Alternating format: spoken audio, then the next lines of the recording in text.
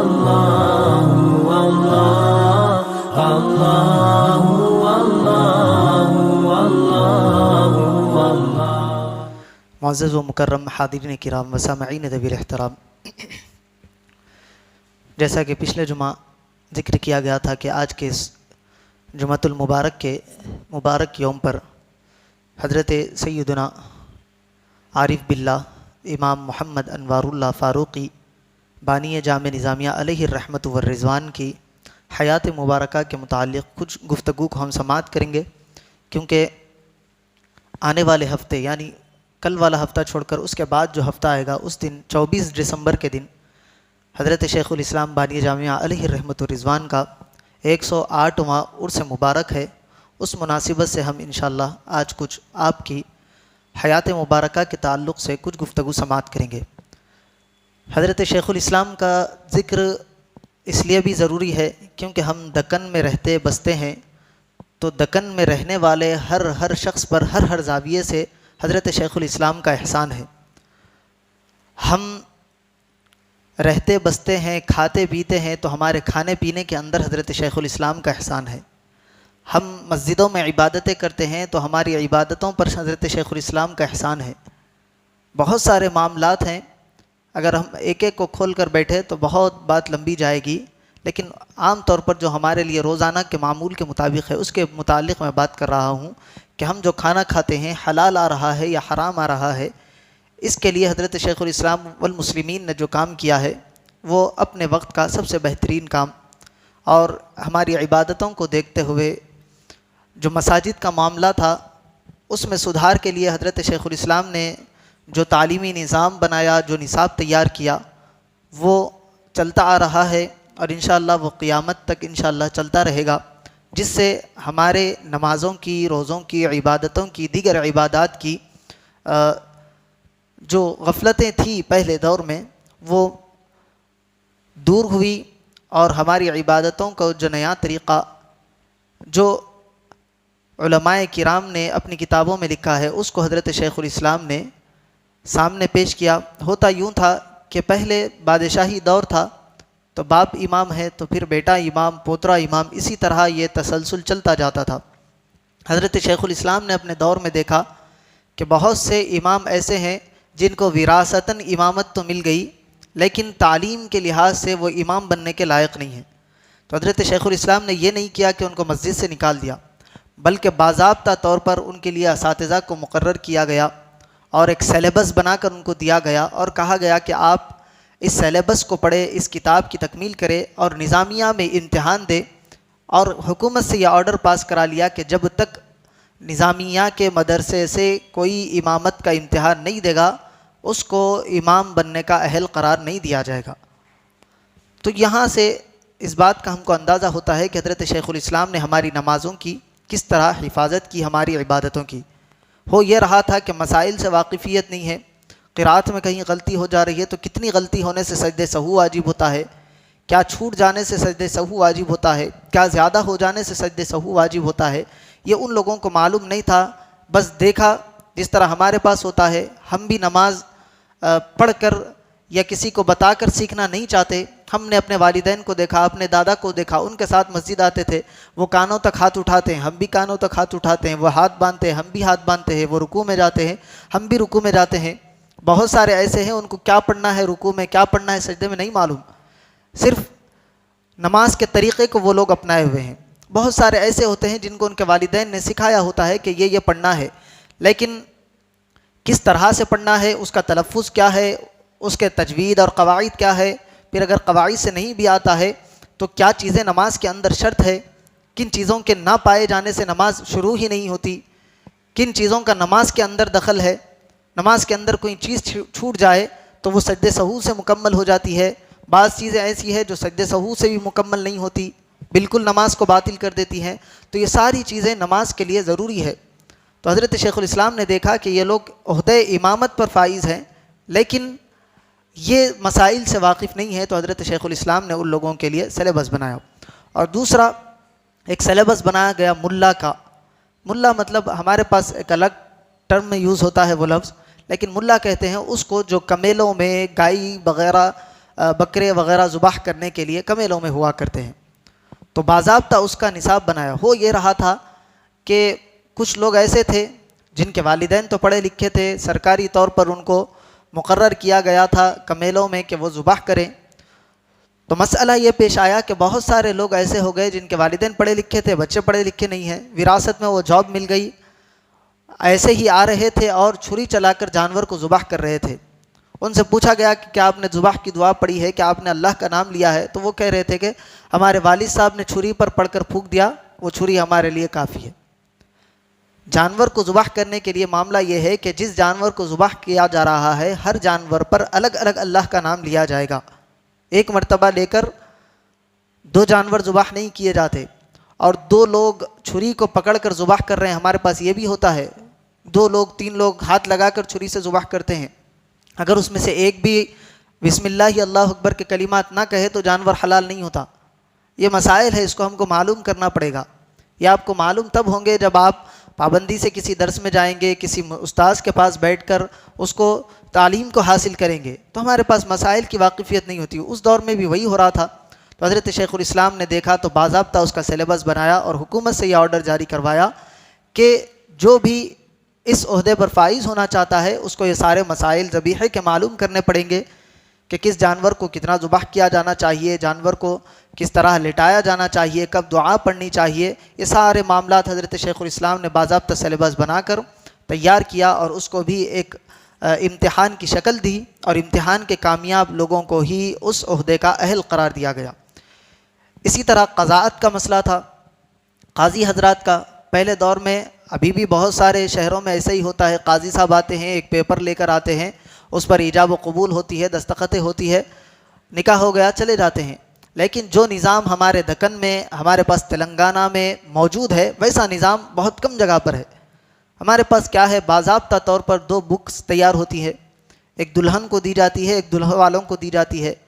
ان دونوں میں سارے شرائط لکھے ہوتے ہیں، گواہوں کی سگنیچرز وغیرہ ہوتی ہیں۔ اس دور میں یہ ہو رہا تھا کہ لوگ سرسری طور پر، کیونکہ نکاح کا معاملہ ایسا ہے کہ دو گواہ ہیں اور دولہا دلہن راضی ہے، ان دو گواہوں کے سامنے یہ لوگ ایجاب و قبول کر لیتے ہیں تو نکاح ہو جاتا ہے۔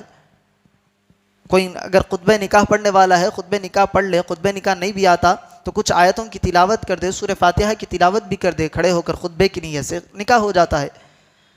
تو اس وقت یہی معاملہ ہو رہا تھا کہ جو قاضی حضرات تھے ان کے پاس تو باضابطہ طور پر نکاح ہو رہا تھا، لیکن نکاح میں ایسے لوگوں کو گواہ بنایا جا رہا تھا جو ضعیف العمر ہو۔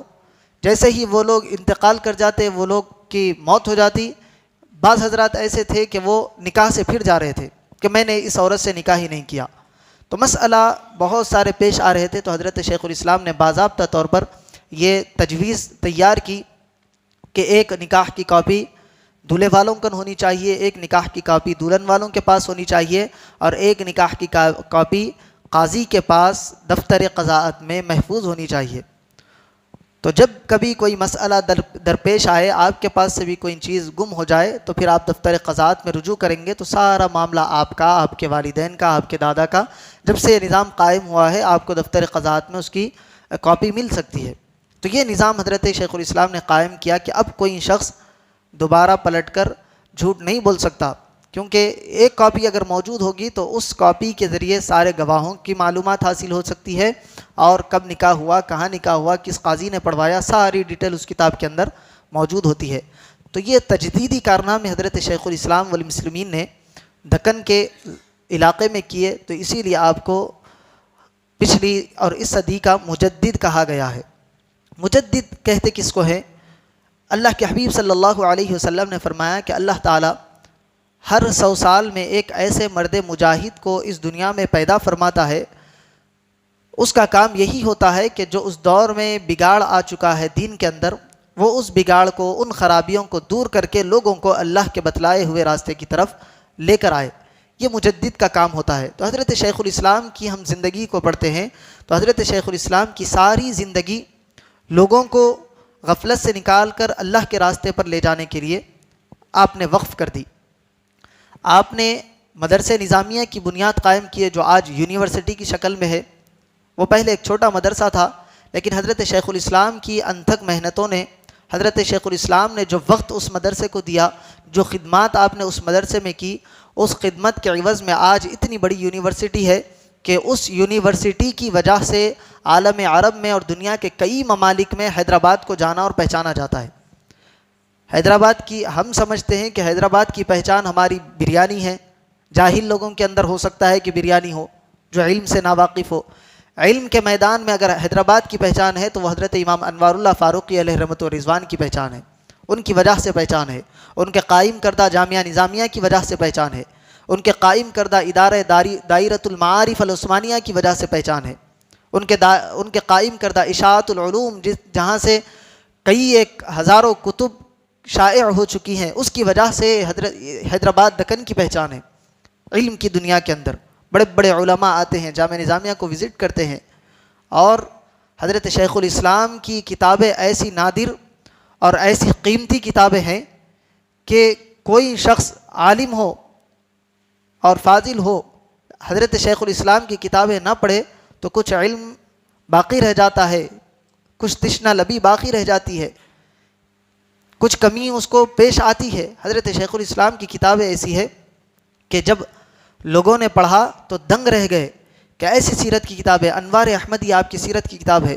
جب آپ نے تیسری مرتبہ آپ سفر حج پر گئے تو حضرت شیخ الاسلام نے وہاں مدینہ منورہ میں قیام فرمانے کا ارادہ فرما لیا، وہیں پر آپ رہنے کے لیے چلے گئے، وہیں پر آپ رہنے لگے۔ وہاں پر آپ نے مدینہ منورہ میں قیام کے دوران انوار احمدی نامی ایک نبی پاک علیہ الصلوۃ والسلام کی سیرت پر کتاب لکھی، اور لکھ کر اپنے پیر و مرشد حضرت حاجی امداد اللہ مہاجر مکی علیہ رحمۃ و رضوان کے پاس تشریف لائے اور آ کر پیش کیا، تو آپ کے پیر و مرشد نے آپ کی کتاب کی اور آپ کی اتنی تعریف کی جو انوار احمدی کے ابتدائی صفحات میں لکھی ہوئی ہے۔ عام انسان کا تعریف کرنا الگ ہے، عالم کا تعریف کرنا الگ ہے، اور استاذ کا تعریف کرنا الگ ہے۔ تو استاذ اور پیر و مرشد نے آپ کی جو تعریف کی ہے اور فرمایا کہ اس کی ایک ایک سطر جو ہے علمی سطر ہے، اور ہمارے مسلک حقہ اور مشرب اہل حق کی یہ ترویج کرتی ہے، اس کی اشاعت کرتی ہے، اس کی ایک ایک سطر اہل سنت والجماعت کے عقائد کو بتلاتی ہے۔ یہ حضرت شیخ الاسلام کی کتاب کے بارے میں حضرت حاجی امداد اللہ مہاجر مکی علیہ رحمۃ والرضوان نے فرمایا ہے۔ اور نظامیہ کے صدر الشیوخ تھے حضرت علامہ طاہر رضوی قادری علیہ رحمۃ والرضوان، وہ فرماتے ہیں کہ یہ انوار احمدی کتاب کا معاملہ یہ ہے، اگر انسان پڑھتا ہے تو اس کو محسوس ہوتا ہے کہ لکھ تو انوار اللہ رہے تھے، یہ کتاب انوار اللہ لکھ رہے تھے، لیکن حقیقت میں یہ کتاب نور اللہ محمد الرسول اللہ لکھا رہے تھے۔ قلم انوار اللہ کا تھا، لیکن جو اس کے اندر طاقت تھی وہ محمد الرسول اللہ صلی اللہ علیہ وسلم کی تھی۔ محمد الرسول اللہ کہتے جاتے اور انوار اللہ لکھتے جاتے۔ ایسی عشق میں ڈوب کر حضرت امام انوار اللہ فاروقی علیہ الرحمۃ والرضوان نے وہ کتاب لکھی ہے۔ ہم کیا کرتے ہیں، ہمارے پاس جو مثال بڑی مشہور ہے، گھر کی مرغی دال برابر، تو ہمارے پاس جو موجود چیز ہوتی ہے ہم کو اس کی قدر نہیں ہوتی۔ ہم کو جو اللہ نے نعمتوں سے سرفراز کیا ہے ہم اس کو حقیر سمجھتے ہیں۔ یہی کتابیں پڑھ کر لوگ باہر سے آ کر تقریریں کرتے ہیں، باہر سے واعظ و نصیحت کرتے ہیں، تو ہم ان کی محفلوں میں جانا، ان کے ہاتھوں کو چومنا، ان کے پاس بیٹھنا، اس کو بڑی سعادت سمجھتے ہیں، لیکن جو چیز ہمارے پاس موجود ہے ہمیں اس کی قدر نہیں ہے۔ ان کتابوں کو پڑھ کر آپ دیکھیں پاکستان کے کئی ایک علماء کرام نے اس کتاب کی تعریف کی۔ آپ یوٹیوب پر جا کر دیکھیں انوار احمدی کے بارے میں، طاہر القادری صاحب ہو، مولانا مظفر حسین صاحب ہو، اور علامہ خادم حسین رضوی صاحب ہو، اس کے علاوہ اہل سنت کے دیگر مسالک کے لوگ بھی ان کتابوں کو پڑھتے ہیں تو بغیر تعریف کیے کہ نہیں رہتے۔ بہت ساری مثالیں آپ کو مل جائیں گی۔ عرب علماء میں یمن کے علماء ہے، کویت وغیرہ کے علماء ہے جو یہ کتابیں پڑھتے ہیں اور ان کتابوں کے لیے باضابطہ نظامیہ کو وہ لوگ وزٹ کرتے ہیں تاکہ یہاں کے معاملات کو دیکھیں۔ تو ہمارے پاس وہی مثال ہے کہ جو چیز ہمارے پاس ہوتی ہے ہمیں اس کی قدر نہیں ہوتی، ہم کسی اور کی تلاش میں نکل جاتے ہیں۔ تو ہمیں چاہیے کہ ہم اپنے گریبان میں جا کے ہم اپنی چیزوں کی قدر کریں، یہاں کے علماء سے وابستہ ہو، یہاں کے علماء کی قدر کرے۔ یہاں کے علماء کی قدر لوگ باہر سے کرتے ہیں اور ہم یہاں رہ کر ان کی قدر نہیں کرتے، ہم باہر والوں کی قدر کرتے ہیں۔ یہ ہمارے پاس الٹا معاملہ ہے۔ تو یہاں کے علماء کی قدر کرے، ان سے وابستہ ہو۔ تو حضرت شیخ الاسلام نے جو کتاب لکھی وہ اس کی ایک ایک صدر، ایک ایک لائن، ایک ایک حرف اس کا نبی پاک علیہ الصلوۃ والسلام کے عشق میں ڈوب کر آپ نے لکھا ہے۔ تو اس کی تعریف ہر جگہ پر کی گئی، اور علماء نے لکھا کہ ہم نے ایسی کتاب پہلے کبھی نہیں پڑھی تھی جو عشق میں ڈوب کر حضرت شیخ الاسلام نے لکھی ہے، اور کس طرح سے نبی پاک علیہ الصلوۃ والسلام کی شان اور عظمت احادیث مبارکہ قرآن کی آیتوں سے آپ نے استدلال کیا ہے۔ ہم نے ایسا عالم پہلے کبھی نہیں دیکھا، یہ علماء نے لکھا بڑے بڑے وقت کے۔ پھر حضرت شیخ الاسلام کے دور میں ایک فتنہ اٹھا، قادیانیت کا فتنہ۔ مرزا غلام احمد قادیانی پنجاب سے اٹھا، اس نے نبوت کا دعویٰ کیا، حضرت شیخ الاسلام تک وہ بات پہنچی تو حضرت شیخ الاسلام نے اس کی کتابوں کو منگایا، اور جو اس نے ازالۃ الاوہام نامی ایک کتاب لکھی، لکھ کر اس نے نبی پاک علیہ الصلوۃ والسلام کی احادیث مبارکہ کو کوٹ کیا، قرآن کی آیتوں کو کوٹ کیا، کوٹ کر کے اس کی غلط تشریح کی اور بتایا کہ یہ آیت کا یہ مقصد نہیں ہے، یہ مقصد نہیں ہے، توڑ مڑوڑ کر اپنے آپ کو اس نے پہلے مہدی ہونے کا دعویٰ، پہلے اس نے مجدد ہونے کا دعویٰ کیا، پھر مہدی ہونے کا دعویٰ کیا، پھر کہا کہ میں عیسیٰ ہوں، پھر اس کے بعد اس نے معاذ اللہ نبوت کا دعویٰ تک کر دیا۔ تو جب حضرت شیخ الاسلام کو اس بات کا پتہ چلا تو ازالۃ الاوہام کے رد میں آپ نے افادۃ الافہام نامی ایک کتاب لکھی۔ وہ کتاب ایسی لکھی کہ اس کے مرزا غلام احمد قادیانی کے ایک ایک جملے کا، ایک ایک حرف کا آپ نے من و عن جواب عنایت فرمایا۔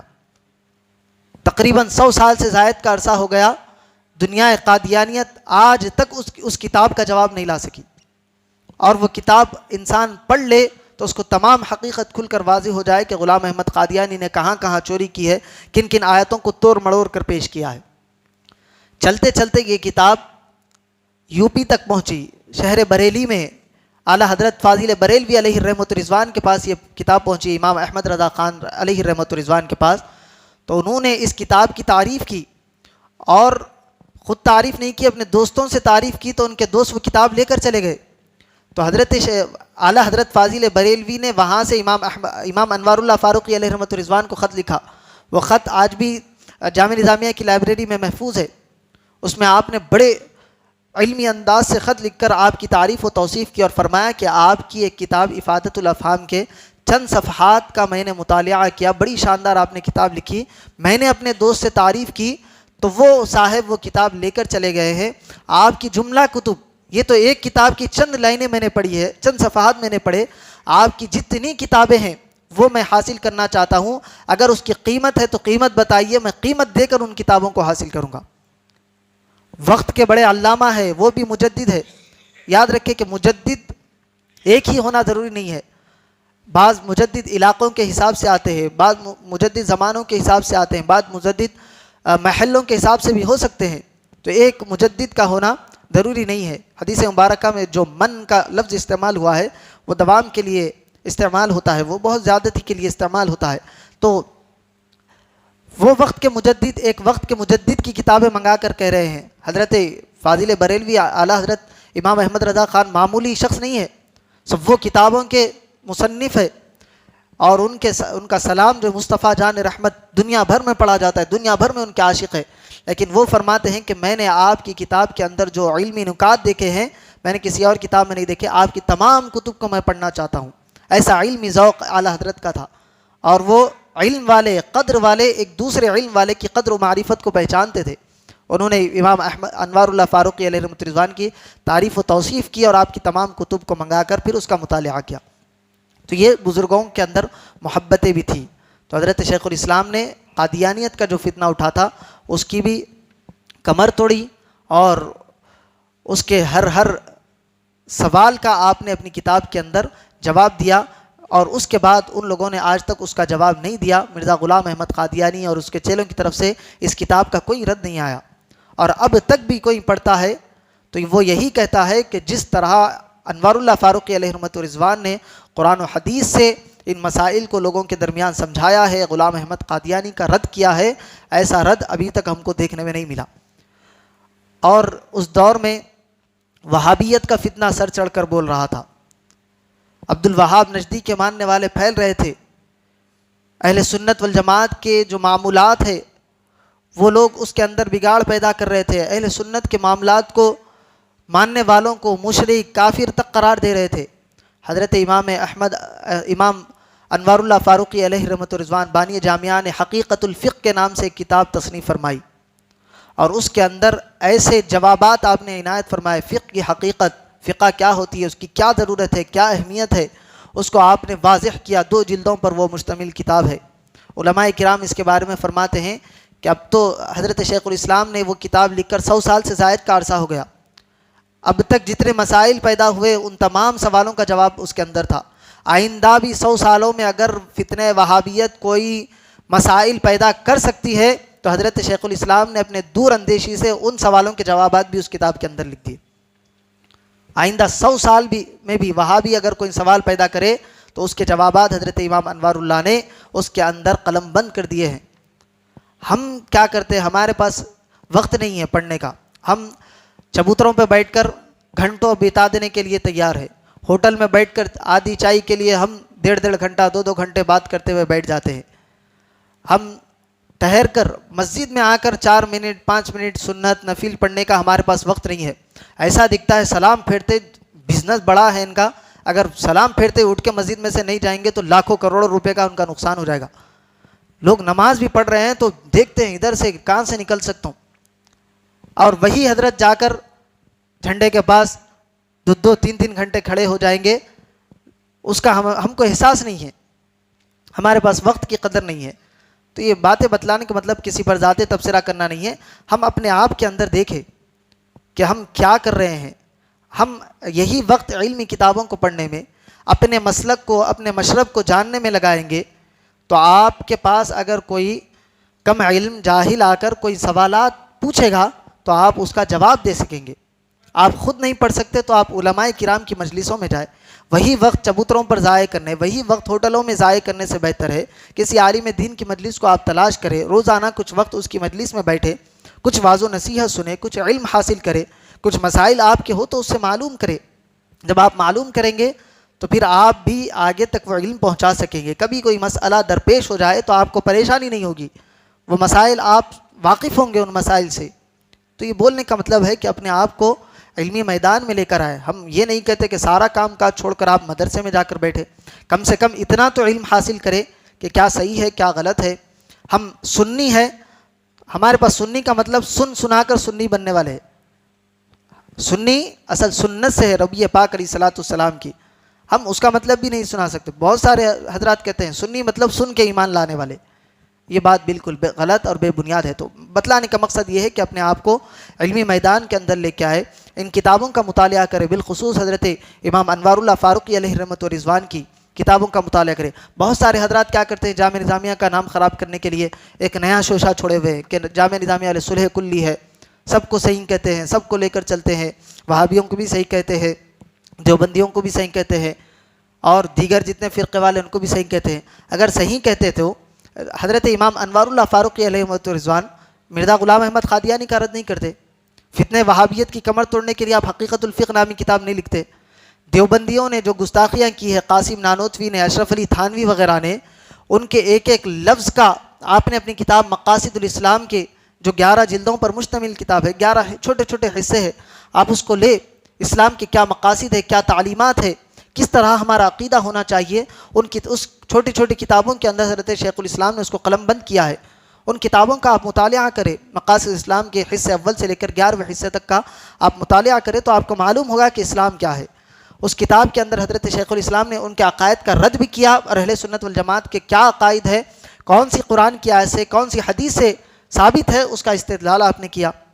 تو ہم پڑھتے نہیں ہیں، ہم واقف نہیں ہیں، ہم سمجھتے ہیں کہ سارا کام مسجد کے امام صاحب کا ہے، عالم صاحب کا ہے، وہ لوگ جانیں، ہمارا کام تو ناچنا ہے، گانا ہے، سگریٹا پینا ہے، چائے پینا ہے۔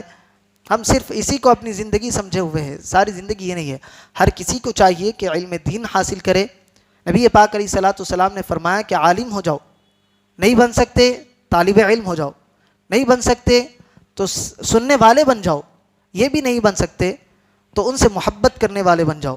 یہ 4 کیٹیگری میں اپنے آپ کو رکھو، ان 4 کیٹیگری کے علاوہ کسی اور میں نہ ہونا۔ کیا ہوگا 5ویں بنو گے تو تم ہلاک ہو جاؤ گے۔ نبی پاک علیہ الصلوۃ والسلام کی حدیث ہے، یا تو عالم بنو، علم حاصل کرو، نہیں کر سکتے تو طالب علم بنو، جتنا آپ کی ضروریات کے مطابق علم حاصل کرنا ہے اس کو سیکھو، نہیں تو علماء کرام کی محفلوں میں آؤ، ان سے سماعت کرو، یا نہیں تو علماء کرام سے محبت کرو، ان سے وابستہ رہو، ان سے جڑے ہوئے رہو، پانچویں کیٹیگری میں مت آؤ۔ اگر پانچویں کیٹیگری میں ان چاروں کو چھوڑ کر جاؤ گے تو پھر تم ہلاک ہو جاؤ گے، نبی پاک علیہ الصلوۃ والسلام نے فرمایا۔ تو حضرت شیخ الاسلام کی زندگی جو ہے، ساری زندگی آپ نے علم دین کے لیے وقف کر دی۔ آپ نے کئی ایک مدرسوں کی بنیاد ڈالی، کئی ایک مدرسوں کو آپ نے قائم کیا، اور کئی ایک ایسے مدرسے تھے جو بند ہونے پر آ گئے تھے، کیونکہ ہمارے پاس ہوتا ہی یہ مدرسہ قائم ہوتا ہے، کچھ دنوں تک اچھا چلتا ہے، اس کے بعد لوگ پوچھنا بند کر دیتے ہیں، وہ مدرسے کی تعلیمی قابلیت بھی گھٹتی جاتی ہے، طلباء کی تعداد بھی کم ہوتی جاتی ہے، پھر وہ خرچہ نہیں نکل رہا ہوتا ہے، اس کا الگ معاملہ ہوتا ہے، پھر وہ مدرسہ بند ہونے پر آ جاتا ہے۔ کئی ایک مدارس ہے جو چلے اپنے وقت میں مشہور ہوئے اور آج اس کا کوئی پرسان حال نہیں۔ کیوں ہوتا ہے؟ کیونکہ ہم اس کی طرف توجہ نہیں دیتے۔ ہمیں چاہیے کہ ہم مدرسوں کی طرف توجہ دیں، مدرسوں کی حفاظت کرے، وہاں کی ضروریات کو پورا کرے۔ جامعہ نظامیہ کی بنیاد حضرت شیخ الاسلام نے ڈالی تو آپ نے فرمایا کہ یہ مدرسہ لوگوں کے چندوں پر چلے گا، ہم حکومت سے کوئی پیسہ نہیں لیں گے۔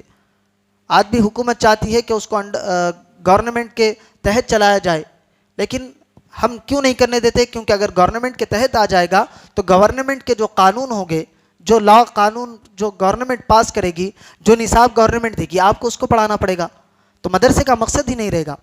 تو یہ جو جامعہ نظامیہ ہے یہ لوگوں کے تعاون سے چلا کرتا ہے، ہزاروں طلباء اس سے مستفید ہوتے ہیں، صرف حیدرآباد نہیں بلکہ دنیا بھر سے طلباء آ کر اس میں پڑھتے ہیں، پھر دنیا بھر میں واپس جا کر آپ کون سا ایسا ملک ہے جہاں نظامیہ کے فارغین کام نہیں کر رہے؟ آپ بتائیں، آپ امریکہ میں جائیں گے آپ کو وہاں پر نظامیہ کے فارغین ملیں گے، آپ کینیڈا جائیں گے وہاں پر نظامیہ کے فارغین کام کر رہے ہیں، آپ آسٹریلیا جائیں گے، آسٹریلیا میں تو اسلام کا مرکز جو سب سے پہلی مسجد بنی جس کو حضرت شیخ الاسلام نے فنڈ جاری کر کے تعمیر کروایا، آسٹریلیا کی سب سے پہلی مسجد۔ آسٹریلیا سے ایک وفد آیا نظام کے پاس، حضرت شیخ الاسلام اس وقت صدر قاضی تھے، سب سے بڑا عہدہ تھا آپ کا اسلامی مملکت کا، تو وہ آ کر ان لوگوں نے کہا کہ ہمارے پاس نہ کوئی مسجد ہے نہ کوئی معلم ہے، تو آپ نے اس وقت کے 40,000 روپئے یہاں سے جاری کروائے، وہاں مسجد کی تعمیر فرمائی، یہاں سے علماء کرام کو بھیجا اور کہا کہ جب تک ان لوگوں کے اندر کوئی ایسا